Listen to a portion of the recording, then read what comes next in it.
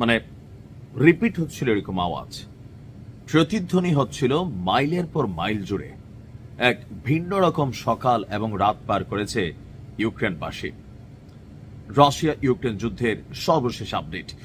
এখন যুদ্ধ আপনি কয়টার আপডেট দিবেন? যে পরিমাণ যুদ্ধ ডোনাল্ড ট্রাম্প আগামীতে লাগাতে যাচ্ছে, রাশিয়া ইউক্রেন যুদ্ধটা এতদিন কাগজ কলমে রাশিয়া ইউক্রেন থাকলেও পেছনে পেছনে যেগুলো ছিল এখন সবগুলাই ইন জেনারেল ওয়ার্ড আমরা যদি বলি প্রকাশ্যে আসতেছে। পাশাপাশি মার্কিন যুক্তরাষ্ট্র এবং রাশিয়া নিজেদের পারমাণবিক শক্তি মেশিনগুলো যেভাবে লাড়াচাড়া করতেছে, যেমন আমেরিকা 30 বছর পর তারা তাদের পারমাণবিক যে ক্যারিয়ারগুলো আছে, মানে যেটা দিয়ে মারা হয় আর কি বা বহন করে নেওয়া হয়, সেটাকে কিন্তু বের করতেছে। সো বুঝতেই পারতেছেন সামথিং ভিগার কিছু একটা ঘটতে যাচ্ছে।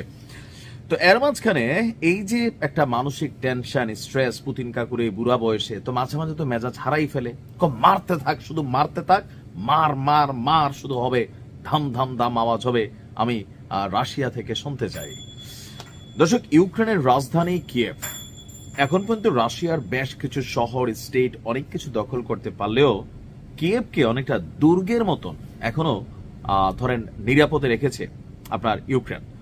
তো কিয়েভকে দখলের জন্য সমন্বিত বেশ কয়েকটি বাহিনী একত্রিত হয়ে যৌথ অভিযান চালিয়েছে।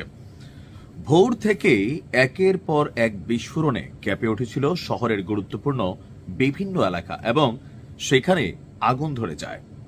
সড়ক জুড়ে ছড়িয়ে পড়ে ধ্বংসাশেষ।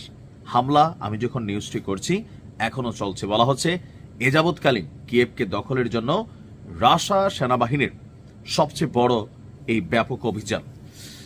আর রাজধানী কিয়েভের যিনি মেয়র আছেন তিনি বলছেন যে ভিটালি ক্লিচকো, তার বক্তব্য এখানে অলরেডি 4 জন নিহত এবং অর্ধ শতাধিক আহত হয়েছেন। তাদেরকে চিকিৎসা এবং উদ্ধারের জন্য কাজ করছে। শক্তিশালী বিস্ফোরণের পরপরই কিয়েভ জুড়ে সক্রিয় হয় বিমান প্রতিরক্ষা ব্যবস্থা। ইউক্রেনের পুরা দেশের মধ্যে সবচেয়ে হাই প্রোটোকল সিকিউরিটি আকাশ প্রতিরক্ষা সিস্টেম। আপনি বোমা মারতে পারেন, ড্রোন পাঠাইতে পারেন, ক্ষেপণাস্ত্র পাঠাইতে পারেন। এগুলাকে মানে গুরুত্বপূর্ণ কি পয়েন্টগুলো, রাজধানী তো আর ছোট একটা এরিয়া না, ইউক্রেনের রাজধানী কিয়েভ কিন্তু বিশাল ব্যাপক। অনেক হিন্দি ছবিতে সেইখানের বেশ কিছু দৃশ্য হয়তো আপনারা দেখেছেন, বিশেষ করে ধরেন পেছনে থাকা গির্জা টির্জা, এরকম কিন্তু বেশ কিছু সুন্দর স্থাপনা আছে। তো যাই হোক, গুরুত্বপূর্ণ স্থানগুলোতে যে আকাশ প্রতিরক্ষা সিস্টেম ছিল সেটা আপনার সক্রিয় হয়। কর্মকর্তারা বলছেন এখনো শহরে হামলা চালাচ্ছে এবং বাসিন্দাদের আশ্রয় কেন্দ্রে যাবার নির্দেশ দিয়েছে সরকার।